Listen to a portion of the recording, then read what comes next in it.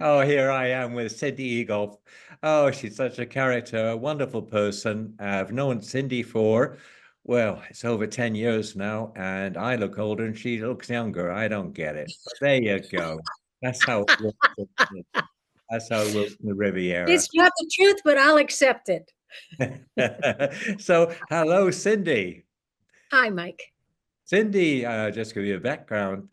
Cindy is a conductor. She has a double PhD in conducting music. We'll talk about that a bit later. She also has a house in Italy.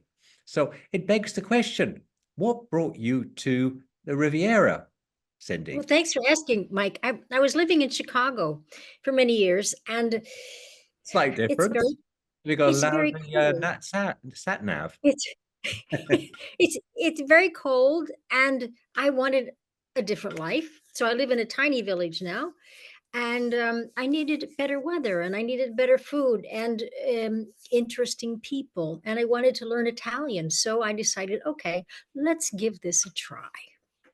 Not French. Well, Italian I thought was better suited for conducting opera, which was I was very busy with in Chicago conducting opera, mostly in Italian, and so I wanted a better handle on what I was doing musically. So that's why I chose Italy.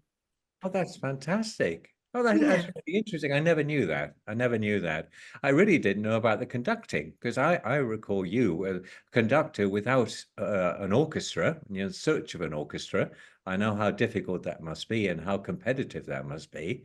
Can you tell us Sure. a bit about conducting and what you were doing with the people? Because people really, really enjoyed it when you got together and you actually created a people orchestra. How did that work? Well, I love conducting because it brings people together. And what it does is it accepts you for who you are with your ideas and your artistry, which is your skill set and your personality. And nobody has your artistry. So everybody's welcome to join in. And what I can do is, as a leader, I think a leader is a momentary invitation to participate and collaborate. And then you get out of the way. So I invite you to join in. I ask you what's up, what's going on, how you would like to be a part of something. And then I get out of the way and let you be with the other people. And that's what conducting is for me. Kind of like improv in a way. It is a lot. But you come well seasoned with what you know, with your talents, with your ideas. And you may not know the other person. So it's kind of, I'm introducing you to the flute player or to the trombone player and how the two of you can collaborate together, even though you're very different people and very different musicians. And it's the way with human beings too. So I'm working with doing speeches these days and trainings and that. And I use the same principles. I use music as a metaphor um, for Some people collaboration. are. Some people are tubas, some people are violins. Yep. Absolutely. Yeah, sounds right to me. Now let's have some name dropping. Come on, let's talk about Leonard Bernstein. Go Let's on. talk about Leonard Bernstein. I was studying in Amsterdam at the conservatory there, studying conducting, and I had the right to go to the rehearsals of the Concertgebouw. So Bernstein was there, and he invited a couple of musicians and myself. Let's go sailing on the North Sea. So that's how I met Leonard Bernstein.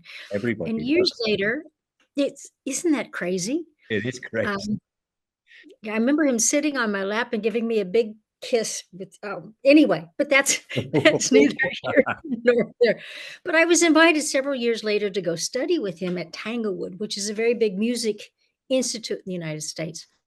And there were maybe 10 or 12 of us conductors, and he was teaching us every day for 8 weeks. And I think that that really helped form who I am as a conductor, but also it I think it really helped the trajectory of what I was doing as a musician. Yep. Yeah, it's interesting. It's always fascinating talking about music. I could talk about that for a long time. But let's talk about your house, your Ah, inaccessible house. I remember that that was quite something. To actually get to your house was an achievement, and a lot of people didn't make it. yes, getting to my house is for the strong and the sturdy, or Where is someone with it? a good heart. Where is it? Perched on a hill somewhere. Well, I live in the Maritime Alps above Dolce Acqua, which is a little medieval village. And my house is very, very old. It's an old stone house. And what I'm doing now is I'm restructuring the house to make it whole again. Part of it had collapsed. And so I'm making it whole again. What I want to do with this land and with this house is turn it into a place for seminars, gatherings for poets, artists, creatives, entrepreneurs, people who want a break from city life or from noise, because here it's absolute silence and peace and quiet and gorgeous scenery. So I'm opening my house up and my land up to people who want a break and who want to learn together and be together. A real place for a retreat, if you like. Yes, absolutely. Under the ancient olive trees. Yeah. So how big is this place going to be? How many people can you accommodate, or will you be able to accommodate, rather? So that's a very good question. 2, 4, 6. I could probably accommodate 8 people Oh, here, but comfy. the village is full of bed and breakfasts that are just adorable. So people come up to my farm. There are mountain streams nearby. There are ancient ruins nearby. So there's a lot of history and a lot of things we can do. I'm planning on a 3-day transformational travel retreat here in the springtime. So we're using all of these old monuments, the castle, other ancient monuments, the mountains, the trees themselves as learning tools Well, for people to learn about themselves and others and how to collaborate. now you speak about the farm, which takes us neatly onto your olives. You have an olive grove. I do. I do. I'm the proud owner of an olive grove. I make my own organic, extra virgin cold pressed olive oil. And And I'm you, not at all smug about that. well, I've had a couple of liters of that in the past, and it is gorgeous stuff. But you can't do this on your own. On your own, how do you manage to harvest all that fruit? Is it You fruit? know, It's fruit. Mike, in the past, I did it on my own. Really? Wow. I did. I did. There were years when I did it on my own, and I'm just not interested in doing it on my own anymore. And, with age, we get wise and we say, okay, I need help. So people come and help me. We had had a dear friend, Jane, who we both know. She called me once on a Thursday, said, Saturday, I'm bringing up 12 people to help you with the olive harvest. So we've Wow. done silly things like that before as I well. remember that. And again, it's a very unifying activity. It's hard work, though. It is hard work, but then you have a really good meal with lots of good wine and pretty much enjoy the day. And it's not exactly the coolest part of the year either, is it? Well, usually it depends on the weather. So it's usually October, November. It could be December or January, depending on uh, what the weather's like. But it Yeah. was earlier than that. That shows you how foolish I am. Anyway, that takes us on to your new projects, which will bring you back into France for a bit, onto the Riviera. Yes. So tell me Yes. about this. You called it Unity Project or something? Yes. So I'm working with a colleague, Carlos Gonzalez Carrasco, and we're presenting something called Harmony and Hope, which is a journey to peace.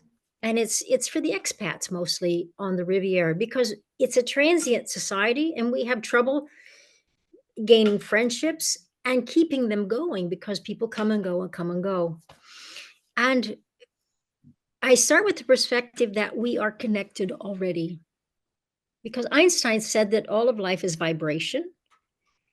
And harmony says that when you have 2 or more people together, the simultaneous vibration creates unity. So the catch is to understand that we're already unified. How and what do we want to do with it? What is our perspective in life? How do we want to create being together? Mother Teresa said, I will never go to an anti-war demonstration. If you have a peace rally, invite me. Oh, that's intriguing. That again, you're talking about associate negativity with negative actions. Yeah, Yes, I agree with that. yes, yes. I can't And say if you're no, if I you're can't say no to that. We can say yes to that. So these are the projects that I find really, really interesting. We talk about a very divided world, and I think if we can look at it, flip it, and say we are unified. How do we want to use that? And it's not me saying that; it's physics. It's the harmony. It's the physics of harmony and unity. So without going into detail, how would a day work? Is it a day sort of thing, or? Yes, in Nice, the program is for a day, and it's short ideas, and then it's collaborative events or people getting together and doing activities. So it's hands-on learning. It's not someone standing up and saying, "Now, first you do this," and no, no, it's not lectures at all. It's experimental Right. and participatory. Sounds fascinating. For a Uh, full day. Yeah. that's for sure. Now, going back to what we're talking about, we need to find out, how do we find out more about you? You have a website? I do, cindyegolf.com. Right. Okay. And my name is there. You can see my name.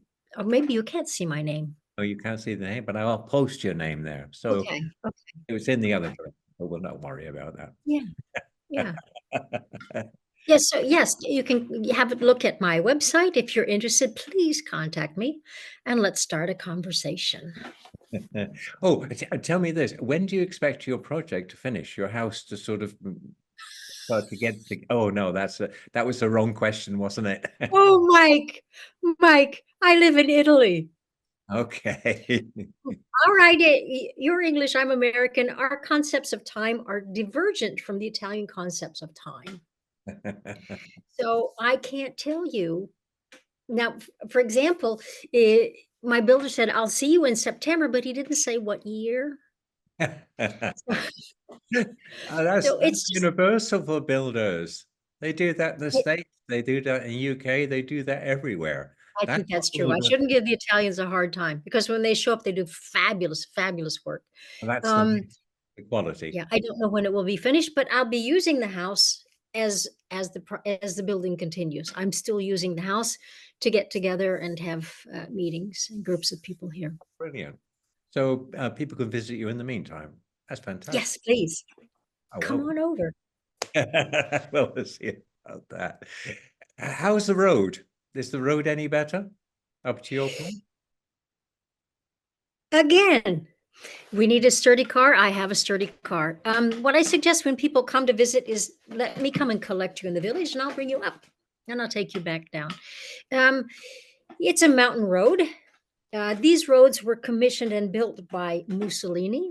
So you can understand that they're quite old roads and they're not avant garde, they're not new roads. So there are issues, lots of curves. And that's just the way the roads are here in rural mountainous Italy. So, Oh, what a delightful conversation. Our time regrettably is up, but thank you so much for sharing. And I'll say thank you again, thank you, Mike. Thank you. pleasure. But what I want to do is smile broadly while I find the off button, which is always an achievement for me.